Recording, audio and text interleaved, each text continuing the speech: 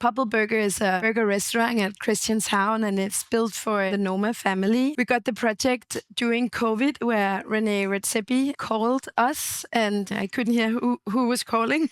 And we had to have the name twice. And it was René who discovered during COVID, he was closing his fine dining restaurant down and was serving burgers, and enjoyed serving burgers for many people and getting the food and the cuisine out in that way. And he was eating quite often at a restaurant called Slurp Ramen Bar at Nansensgade that we had also designed. Good place. And that was why he was like, he wanted us to design his new restaurant. And that was a very beautiful collaboration with the client. And in this case, a client who is really into details and who is really into identity in all details. Yeah. It was a beautiful process, and this was one of the collaborative processes where we really can talk about like a client's knowledge. This is in innovation in food, and then mixed with our knowledge of spatial design, nurturing each other, because we were like digging with him into how food innovation happens, the menu card, the ingredients, and then our spatial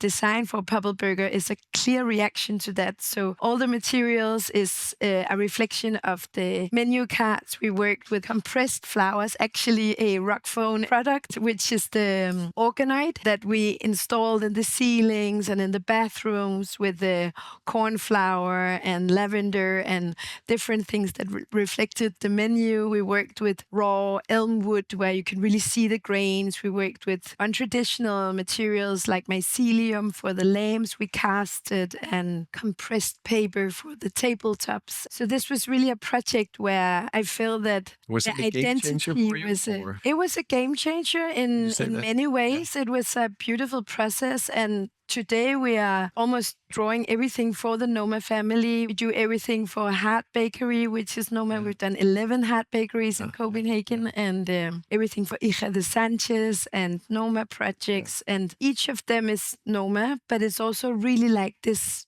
amazing process of reflecting the spatial values into each of the brand's identity. I can recall to that because we worked with Noma before they closed it for COVID. Yeah. And the research that went into the work for Noma was just enormous, super interesting, but we were kind of drawn into this conversation with... How was that process? Sorry, how was that process doing the Noma restaurant? It was new, it was a little bit stressed, it was super challenging, but it was super inspiring. It was right after you started Anker Co.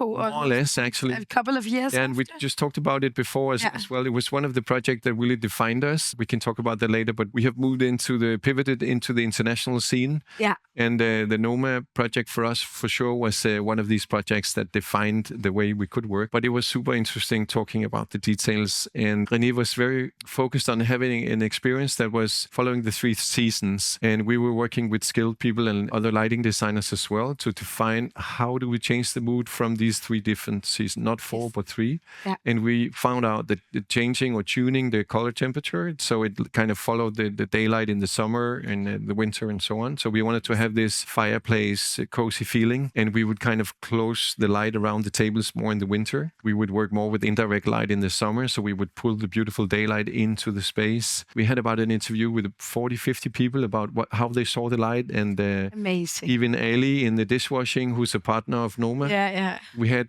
good conversations with him, good energy, and he was like, I know they want cozy, but I want a lot of light. I want daylight. I want daylight all year. Fine, you're going to get all the best working conditions. Exactly. Yeah. So each of the different areas, and it is like a small factory when you visit the old place. Yeah. The fermentation had other needs and so on. Was also pushing the boundaries from a technology point of view. René wanted to change the color temperature according to the seasons, but he didn't want to have less light. So that's the first time where you can change the color temperature, but without dimming the lumen. So when we were dimming, it would be independent of the color. That's actually so you actually developed that innovation, or that was like... That was the first time. That was before there's a technology called DALI 2, where you can have more addresses and moods in one IP address, but you couldn't do it at that time. Amazing. So actually there's like 2 drivers for each little lamp you see out there. One thing that we also were challenged with at Noma is that when the daylight disappears, artificial light takes over, and the reflection you get from the windows is just killing the view. So you always need to think about that, having some lighting in the garden or in a surface outside that you kind of have a waypoint. Otherwise, it just becomes a big black wall.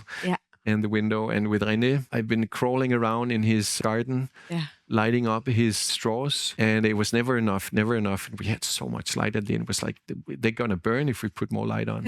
So, but we found a balance, and it's really interesting if you can keep that as long as possible. And this whole thing about transition light scenarios is also all about something I wanted to mention in the lighting is the moods. Programming, scenarios, and that's where your work come in, because together with you, we kind of build up these scenarios, and that's why we interviewed all these people at Noma. So in fact, we build a software that takes care of it, because René was so tired of adjusting the light 3 times a day. So the software knows when the light is, the sun is getting up and going down, and the light just adjusts.